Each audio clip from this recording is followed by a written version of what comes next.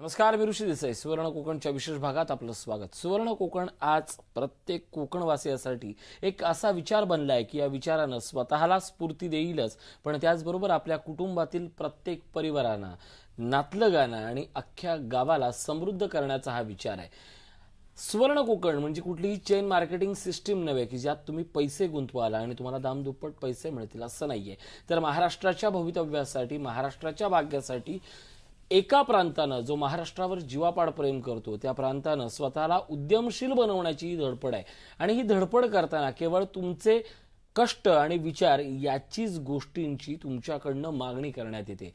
जेवढ्या जास्त पद्धतीने तुमचे कष्ट असतील, जेवढ्या जास्त पद्धतीने तुमचे विचार असतील, या दोहोंचा सगळा सुरेख संगम हा त्याच पद्धतीनं तुम्हालाच रिटर्न करण्यात येतो. एक आगळी वेगळी संकल्पना, आणि हेच यश आहे महाराष्ट्रातल्या प्रत्येक घराघराला. आज सकाळी 6:30 वाजता हा कार्यक्रम पाहण्याची या निमित्तानं आता सवय लागलेली आहे. ही चळवळ ज्यांनी रुजवली ते सतीश परब आपल्यासोबत आहे. त्यांच्याकडनं जाणून घेऊया सुवर्ण कोकणचा कसा सुरू आहे घौडदौडीचा अश्वमेध. परब, स्वागत आपलं. खरं तर आपण काही दिवसापूर्वी कोकण दौऱ्यावर होता, म्हणजे अगदी पार रायगड पासून ते थेट बांद्यापर्यंत पूर्ण कोकण पाहिलं आहे. तिथल्या उद्योजकांकडनं बोलून घेतलंय. काय लोकांना अपेक्षित आहे स्वतःकडून? अपेक्षित असं खूप काही आहे आणि खूप काही त्यांना मिळतंय. म्हणजे मला वाटतं या कार्यक्रमाच्या माध्यमातून खूप काही गोष्टी त्यांना भेटत आहेत ज्या त्यांना हव्या होत्या. इतकी वर्ष ते त्याची प्रतीक्षा करत होते. उदाहरणतः प्रत्येक जो उद्योजक इथे येतो, मग तो कोकणातला असो या संपूर्ण महाराष्ट्रातला कुठल्याही क्षेत्रातला असो, तो इथे ह्या सुवर्ण कोकणच्या व्यासपीठावर तो भरभरून द्यायचा प्रयत्न करतो. आणि ह्या गोष्टी जसं आपण काल सुनंदाताई कुबलांच्या ज्या आपण इंटरव्ह्यू घेतल्या होत्या, असंख्य महिलांचे, म्हणजे त्याच्यात मी एक 72 वर्षाच्या महिला होत्या आणि एक 22-23 वर्षाची मुलगी होती. म्हणजे प्रत्येक वर्गातल्या महिलांचे, उद्योजकांचे किंवा उद्योजक बनू पाहणाऱ्या महिलांचे खूप मोठ्या संख्येने फोन होते. त्यामुळे हा कार्यक्रम आता ही नित्याची सवय झाली संपूर्ण महाराष्ट्राला. आणि मगाशी तुम्ही बोलताना एक विषय बोललात की उद्योजकतेकडे जाणारी धडपड, पण ही धडपड सेम सुवर्ण कोकणची आमची व्याख्या आहे किंवा जे संस्कार आम्ही शिलेदारांवरती आहेत त्याच पद्धतीत की आम्ही धडपडतोय. आपला जो प्रांत आहे कोकण प्रांत, तो धडपडतोय, पण त्याची धडपड खूप वेगळ्या पद्धती आहे. म्हणजे त्याची धडपड, आपण तर उद्योजक बनू पण त्यासाठी जास्त कष्ट न करता इतर महाराष्ट्रातल्या प्रांतातून जे काही मुलं येतात, मला वाटतं सांगली आहे, सातारा आहे, पुणे आहे, अगदी महाराष्ट्राच्या बाहेरूनही जे लोक येतात, त्यांना श्रीमंत बनवण्यासाठी, त्यांना यशस्वी उद्योजक बनवण्यासाठी यांची धडपड आहे. कारण ह्यांनाही माहिती आहे की ते जर बनले कधी मोठे श्रीमंत उद्योजक बनतात तर ह्यांना स्वतःसाठी जास्त काही प्रयत्न करावे नाही लागतील. सो एक वेगळीच संकल्पना आणि वेगळेच प्रयत्न, आणि मला वाटतं हे बहुतांश हे प्रयत्न खूप यशस्वी होतात. ऋषी, असं एक वाक्य नेहमी म्हटलं जातं की तुम्हाला जर श्रीमंत व्हायचे असतील तर त्या श्रीमंतीसाठी तुमच्याकडे किती खिसे आहेत ते महत्वाचं नसतं, तुमच्याकडे किती मूठ महत्वाची आहे ते महत्वाचं असतं. या मुठीत मावणारी तुमची श्रीमंती काय आणि या मुठीत असणारी तुमची जिद्द काय, ही तुम्हाला श्रीमंतीच्या पर्वाकडे नेते. उद्योजकीय बाणा आपण रुजवण्याच्या ज्या ज्या वेळी गोष्टी करतो, त्यांचा आत्मविश्वास फुंकण्याच्या गोष्टी करतो किंवा इतरांचं अनुकरण करण्याचे आपण त्यांना उद्बोधक या कार्यक्रमाच्या निमित्तानं मुलाखतीतनं जे काही धडे देत असतो, या सगळ्यातली प्रेरणा असते की त्यांच्यातली ती जिद्द. आज संपूर्ण कोकणात अशा प्रकारची एक जिद्द दिसते. ही जिद्द काय बोलते? खूप काय बोलून जाते ऋषी. रायगड पासून आम्ही सुरुवात केलेली जायला. गेली 5 दिवस मी कोकणात होतो आणि अक्षरशः ज्या ज्या प्रोजेक्टबद्दल, ज्या ज्या प्रकल्पाबद्दल मी ऐकलं होतं त्या सर्व प्रकल्पांना भेट दिला. आणि प्रत्येक ठिकाणी खूप मोठ्या उत्सुकतेने लोक जमत होते, उत्स्फूर्तपणे लोक येत होती. मी तुम्हाला सांगेन, लांजाला आमची पहिली मिटिंग झाली. त्या मिटिंगला, म्हणजे ती फक्त एक मिटिंग होती की आमचा असा दौरा नियोजित नव्हता. आमची 15-16 ऑगस्टची जी कार्यशाळा आहे, जिला खूप आम्ही मेहनत करतो, गेली 3-4 महिने आम्ही संपूर्ण कटाक्षाने सगळे शिलेदार त्याच्यावर मेहनत घेतात. उद्देश हाच आहे की जी लोक तिथे उद्योजक बनण्याच्या प्रेरणेने येतात त्यांना नुसतं लेक्चरबाजी नको किंवा नुसतं प्रशिक्षण नको, तर त्या प्रशिक्षणाला जोड हवी आहे. अशा कर्तृत्वात की ज्याने शून्यातून खूप काही उभं केलं आणि खूप काही आम्हाला शिकता येईल, अशा प्रकल्पांना मी भेट देत होतो. पण प्रेम एवढं लोकांचं बघितलं मी की 2-3 दिवसाचा माझा दौरा होता, तो मला 5 दिवस करावा लागला. तुम्हाला लांजाची हे सांगेन, किस्सा सांगेन की तिथे आम्ही तिकडे गांधी मॅडम म्हणून आहेत, शिलेदार आहेत सुवर्ण कोकणच्या, खूप सक्रिय त्यांचा सहभाग असतो. त्यांनी फक्त 1-2 दिवसात सांगितलं की परब साहेब आणि त्यांची टीम सुवर्ण कोकणची सगळी येत आहेत. तर त्या दिवशी ऋषी तुम्ही आश्चर्यचकित व्हाल की त्या एका छोट्याशा मीटिंगसाठी मुंबई, डोंबिवली आणि इथून मला वाटतं बेळगाववरनं लोक आली होती त्या मीटिंगला. मीही आश्चर्यचकित झालो की इथे कोणताही उद्योजक कार्यशाळा नाही किंवा असं काही नाही, मग एवढी लोक कशी काय आलेली. ह्या सगळ्या गोष्टी त्यांच्या शिकण्याची जी त्यांची आपण जिज्ञासा बघितली ना, ते असं वाटतं खूप काही आपल्याला दिलं पाहिजे. आणि आम्ही आमच्यापर्यंत पूर्ण प्रयत्न करतो की जास्तीत जास्त गोष्टी आपण या द्याव्या. आणि त्यासाठी ज्या पद्धतीत माझे शिलेदारी ऋषी राबतायत की खरोखर त्यांचं कौतुक करावं तेवढं करावं. कारण आपापला कामधंदा बाजूला सरून त्यातूनही वेळ काढून जे 1000-1500 लोक तिकडे जमणार आहेत सिंधुदुर्गामध्ये, त्यांना कसं जास्तीत जास्त चांगलं देता येईल, कशी त्यांची जास्तीत जास्त सोय करण्यात येईल, यासाठी सगळे शिलेदार अक्षरशः अहोरात्र झटत आहेत. शिलेदार झटत आहेत, पण सैन्यात जोपर्यंत स्वतःची ताकद येत नाही, त्याच्या धमन्यामध्ये एक विश्वास येत नाही, तोपर्यंत कुठलं युद्ध जिंकू शकत नाही. म्हणजे सेनापती किती धुरंधर असला तरी त्या सैन्यामध्ये तो प्राण गुंतणं किंवा प्राण फुंकणं हे महत्वाचं असतं. कोकणातल्या लोकांमध्ये ती जिद्द निर्माण झाली आहे. त्यांना काय करायचं हे कळलंय की अजून त्या वाटेवर ते घुटमळतायत? नाही, नक्की त्यांना आता नक्कीच समजून आलं की नक्की त्यांना काय करायचं. कारण ज्या पद्धतीत तरुणांचा म्हणजे सर्व वर्गातल्या व्यक्तींचा जो सहभाग होता आम्हाला भेटण्यामध्ये, आम्हाला जाणून घेण्यामध्ये, आणि आम्हाला म्हणजे अभिनंदनचा जवळजवळ वर्षावाच होत होता की खूप चांगलं कार्य तुम्ही करता. आणि प्रत्येकाचे सजेशन पण येत होते, चांगल्या सूचना येत होत्या, प्रत्येकाला शिकण्याची नवीन नवीन गोष्टी जाणण्याची. म्हणजे आजपर्यंत आम्ही बोलत होतो की फक्त आंबा, काजू आणि इथपर्यंतच आम्ही मरत होतो, तर नाही ऋषी, की खूप लोक नवीन नवीन प्रयत्न करतात. आम्ही इथे गेलो होतो सावंतवाडीला, तिथे सुमित भोसलेंचा मला वाटतं 1-2 दिवसात त्यांची मुलाखत आपण सर्व महाराष्ट्राला समजेलच, पण तरीसुद्धा मी त्यांच्याबद्दल लोकांना सांगू इच्छितो की ज्या पद्धतीत हा मुलगा मुंबईतले नोकरी सोडून तिकडे गेला आणि अभ्यासपूर्ण पद्धतीने ज्या पद्धतीने तो प्रकल्प मांडलाय शेळीपालनचा, खरोखर हॅट्स ऑफ दे. कारण अक्षरशः फक्त 2 ते 4 माणसं आहेत सांभाळायला आणि 80 मला वाटतं 80 ते 82 शेळ्या आहेत त्यांच्याकडे, काही बोकड आहेत. पण ज्या व्यावसायिकतेने तो जे काम करतो ना, की खरोखरच की कोकणातल्याच नाही तर महाराष्ट्रातल्या प्रत्येक तरुणाने धडा घ्यावा असा आदर्शवत त्याचा प्रकल्प आहे.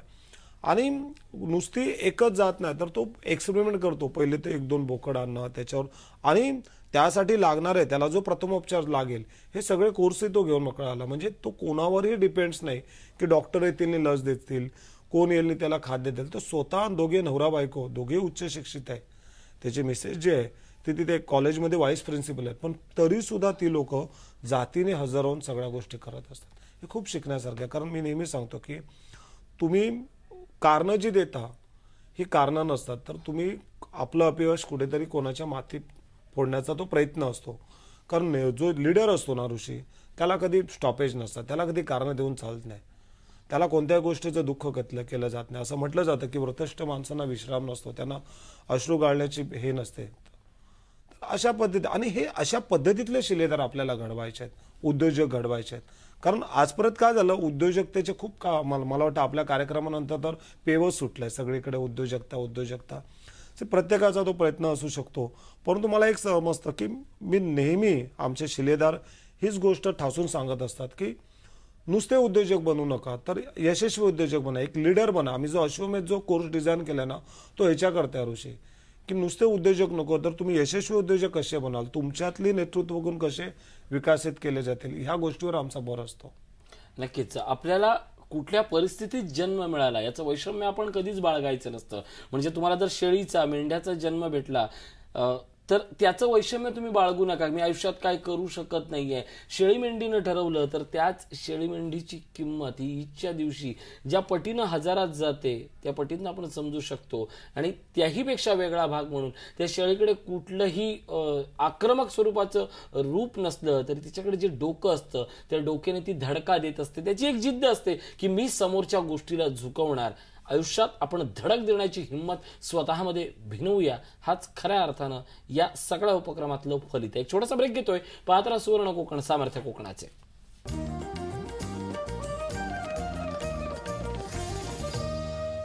ब्रेकनंतर स्वागत. आपण बोलतोय सतीश परब यांच्यासोबत. मला सांगा, या सगळ्या परिक्रमेत अश्वमेध ही गोष्ट आज प्रत्येकाला भावते. अश्वमेध संदर्भात आपण काहीतरी करायचंय असंही त्याला वाटतं. म्हणजे कालच एक मेल आला होता की त्यात असं म्हटलं होतं की नेमकं अश्वमेध काय, जे कार्यक्रम आज नव्यानं पाहतात त्यांच्यासाठी अश्वमेध तुम्ही कशा पद्धतीने समजावाल? जशी मी अश्वमेधसाठी आम्ही का एवढा जोर देतो किंवा का त्याच्याबद्दल आम्ही जास्त बोलतो त्याचं कारण तुम्हाला सांगतो की कालच्या कोकण दौऱ्यामध्ये आम्ही इथे गेलो होतो, मला वाटतं लांजा पट्ट्यामध्ये. तर तिथे एक व्यक्ती आहे की जी उद्योजकते विचारणे भारून त्यांनी काही गोष्टी केल्या. म्हणजे मला वाटतं त्यांनी एक 20 ते 22 म्हशी आणलेल्या होत्या, काही गायी होत्या आणि ते करतायत सगळ्या गोष्टी चांगल्या पद्धतीने. म्हणजे मुंबईत नोकरी करून सुद्धा एक तिथे मोठं छानपैकी त्यांनी शेड बांधले, 20-22 म्हशी आणल्या, काही कामगार ठेवले आहेत. परंतु ते बघितल्यावर मला समजलं की काहीतरी कमतरता आहे. कमतरता म्हणजे असं आहे ना ऋषी, की नेहमी आम्ही सांगतो की अश्वमेध हेच आहे की तुम्ही कोणताही प्रोजेक्ट करायच्या अगोदर त्याची पहिली तपशीलवार माहिती घ्या. ते प्रोजेक्ट ज्या लोकांनी अयशस्वी ज्यांच्याकडनं झाले आहेत त्यांची तुम्ही भेट घ्या, त्यांच्या अयशस्वीतेचे कारणं लिहून घ्या. यशस्वी लोकांच्या सोबत राहा, त्यांच्या विचारांनी प्रेरित व्हा, त्यांच्याकडनं त्यांच्या चांगल्या गोष्टी शिका. कारण का सांगतो ऋषी, की त्या ग्रहस्थाने खूप चांगल्या उमेदीने तो प्रोजेक्ट चालू केला. परंतु ते जी जनावरं आणली आहेत, त्यांची जात, त्यांची दूध देण्याची क्षमता आणि त्यासाठी त्यांचं खाद्य संगोपन, ह्या सगळ्या गोष्टींमधला मला त्यांचा अभ्यास थोडाफार कच्चा दिसला. आता ह्याचं फलित कसं होणार आहे माहिती आहे, की त्याचं फलित आहे ना ते अयशस्वीतेत होणार आहे. आणि मग त्यांच्या अयशस्वीपणाला बघून आजूबाजूची जी 10 मुलं तिकडे एका उत्साहाने बघतात की काहीतरी नवीन काहीतरी घडत आहे, जे आजूबाजूच्या गावातल्या तेही नाउमेद होते.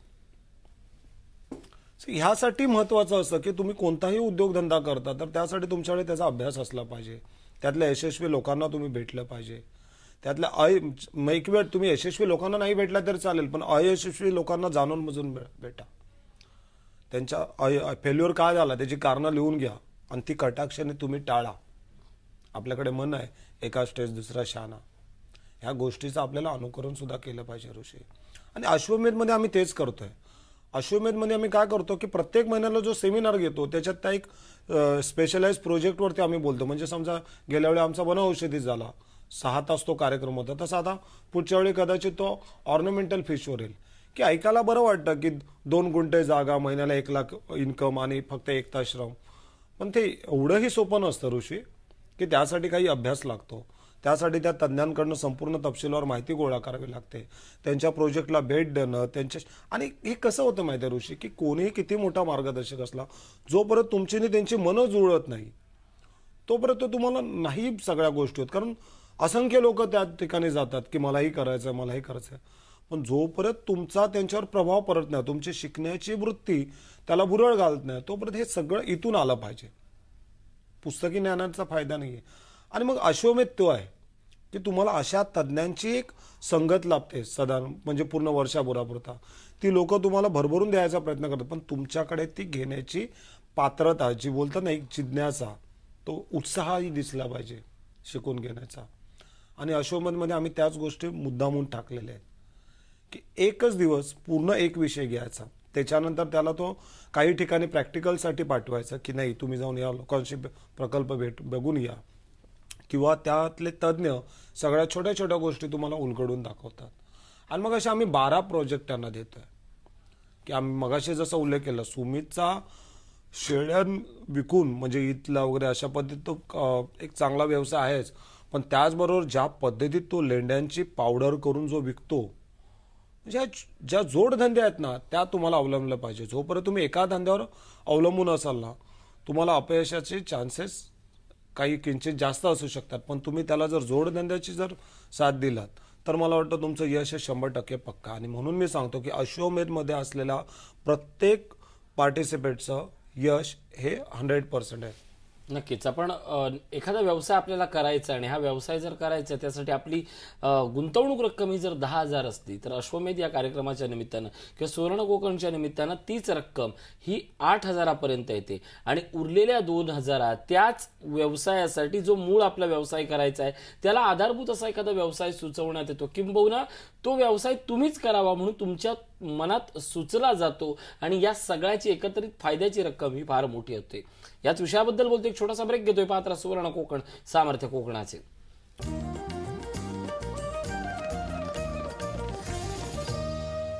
ब्रेकनंतर स्वागत. आपण बोलतोय सतीश परब यांच्यासोबत. 15-16 ऑगस्ट खरं तर कोकणात या अगोदरही अनेक परिसंवाद झाले, अनेक चर्चासत्र झाली, कृती शिबिरही झाली, पण यापेक्षाही वेगळं काहीतरी आता पुन्हा एकदा होत आहे. कार्यशाळा अशी होते की माणसातला उद्योजक आणि उद्योजकातला श्रीमंत व्यावसायिक घडवण्यासाठी ही सगळी आपली आता धावपळ सुरू झाली आहे. काय सांगाल याच्याबद्दल? तसे खूप जबरदस्त मेहनत घेत आहेत सगळे शिलेदार. आणि मी शिलेदारच म्हणू शकत नाही की प्रत्येक कोकणवासी त्याच्यासाठी मेहनत घेत आहे. म्हणजे तुम्ही आश्चर्यचकित व्हाल. काल आम्ही कृषी भवनमध्ये गेलेलो. आम्हाला तिथे सांगण्यात आलं की जवळजवळ 60 ते 70 माणसं 15 जुलैला जाऊन आली. की त्यांना वाटलं 15 जुलैला अशी कुठच्या व्यक्ती होत्या, म्हणजे कोकणातल्या लोकांना तर तिथल्या इथे जाऊन आले असतील मी समजू शकतो. पण हे पंढरपूर, काही राजस्थानवरनं होती, काही मला वाटतं गुजरातमधनं सुरतमधनं काही लोक आलेले. एवढी माणसं मोठ्या संख्येने 15 जुलैला तिथे हॉलवर उभी. म्हणजे किती आतुरतेने लोक ही वाट बघतायत. कारण हा नुसता 15 ऑगस्टचा कार्यक्रम आपण असं काहीतरी नवीन करतो असं नाही, की याच्या अगोदरचे जे कार्यक्रम सुवर्ण कोकणने केले त्यातल्या काही गोष्टी, ही कुठेही मार्केटिंग नाही आहे, ही कुठेही जाहिरातबाजी तुम्ही पेपरात बघणार नाही की 15-16ला कार्यक्रमाकडे. ही माउथ टू माउथ पब्लिसिटी. म्हणजे एक जण समाधानी झाला तो दुसऱ्याला सांगतोय की नाही चला हा खूप चांगला आहे, मला त्यातून एवढं चांगल्या गोष्टी भेटल्या, माझी श्रीमंतीकडे घोडदौड सुरू आहे, तुलाही बरोबर यायचं. कारण ते संस्कार जे आपल्याला टाकायचे आहेत ते हेच आहे की तुम्ही एकटे श्रीमंत होऊ नका, तर तुम्ही बाकीच्यांना बरोबरच्यांना घेऊन श्रीमंत व्हा. आणि मग तिथे मात्र तुम्ही श्रीमंत बनण्याची जी प्रक्रिया ना ती खूप जलद असेल. आणि 15 ऑगस्टला तुम्ही बघा, अक्षरशः एवढं मोठं, मला वाटतं एक 1200 लोकांच्या कॅपॅसिटीचा तो हॉल असेल. पण तुम्हाला तिथे जवळजवळ आपल्या नेहमीच्या शिरस्त्याप्रमाणे, कारण आपण जेवढ्या कार्यशाळा घेतल्या तेवढ्या जी संख्या असते सभागृहाची त्याच्यात दुपटीने माणसं येतात. तुम्हाला 15 ऑगस्टलाही तसंच दिसेल की तिथे एक सीटही तुम्हाला रिकामी दिसली जाणार नाही. या निमित्ताने एक तुमच्या बोलण्यातनं गोष्ट जाणवली ती म्हणजे उर्वरित महाराष्ट्र जो कोकणाचा आपण जर काही काळ विचार करूया नको, आणि राजस्थान असेल किंवा मध्य प्रदेश, तामिळनाडू इथनंही काही लोक येतात, त्या सगळ्यांपर्यंत सध्या आपण चॅनलच्या माध्यमातून पोहोचतोय. तुम्ही स्वतः ज्यावेळी लोकांमध्ये गेलात, कोकणचा दौरा केला, या कार्यक्रमाबद्दल लोकांच्या काय भावना आहेत, जो 6:30 वाजता आपण त्यांच्याशी संवाद करत असतो? ऋषी, मला वाटतं मी ज्या ठिकाणी चहा पियाला जरी टपरीवर गेलो ना तर तिथेही लोक, म्हणजे एक वेगळंच वलय निर्माण झालं या कार्यक्रमाचा. कोकणातल्या नाही तर महाराष्ट्रातल्या प्रत्येक घरातल्या कुटुंबाचा अविभाज्य भाग झाला. म्हणजे त्यांना आता सवय लागली की सकाळी 6:30 असं म्हटलं जातं की चांगल्या दिवसाची सुरुवात चांगल्या कार्याने होते. मला वाटतं एक छान कार्यक्रम आपला आहे की तो कार्यक्रम बघून लोक आपल्या दिवसाची सुरुवात करतात. मी तुम्हाला किस्सा सांगतो. मी ह्याला होतो, संगमेश्वरला होतो. आम्ही तिथे चहा पियाला बसलो आणि ते छानपैकी त्यांचे मोदक आहेत, मला वाटतं ते जगभर प्रसिद्ध आहेत. तर तेही लोक सगळे, म्हणजे त्यांचे मालक वगैरे सगळेजण तिथे आले की नाही खूप छान तुम्ही कार्यक्रम करता आणि त्यातून खूप चांगला, मी आमच्याकडचे एक 5-6 जण आम्ही तुमच्या 15 ऑगस्टच्या कार्यशाळा वगैरे पाठवतो. म्हणजे प्रत्येक जण हा दुसऱ्याला कसं श्रीमंत उद्योजक बनवता येईल किंवा दुसऱ्याला कसं या कार्यशाळेत पाठवता येईल ह्यासाठी त्यांची धडपड असते. आणि खूप मोठं यश. आणि मी तुम्हाला नेहमी सांगतो ना की कोकणाचं सुवर्ण कोकण व्हावं ही परमेश्वरी इच्छा आहे. आणि त्यासाठी जे लाखो आशीर्वाद आपल्याला भेटतात ते खूप मोठं कारणीभूत ठरतील. आपण आयुष्यात निराश होतो, उमेद हरवून बसतो, सगळे काही आपल्या अपेक्षा या हरवून बसतो आणि असं वाटतं माझं आयुष्य म्हणजे या सगळ्या असमंतात एक कण झालेला आहे. पण मित्र, खरंच सांगतो, तुमचं आयुष्य एक कण नसतं, ते कणांचा फार मोठा समुच्चय असतो, किंबहुना एक रांगोळीचा डबा असतो. कधीतरी ज्या क्षणात तुमच्या मनात सुंदर विचार येतात ना, त्यावेळी आपण आपलं आयुष्य अशा पद्धतीने रेखाटतो की त्याची एक सुंदर रांगोळी होते. ही रांगोळी बनवण्याचा आणि आपलं आयुष्य सुंदर करण्याचा हा सगळा प्रवास आहे. परब, या ठिकाणी तुम्ही आलात, खूप सुंदर मार्गदर्शन केलं, आभार.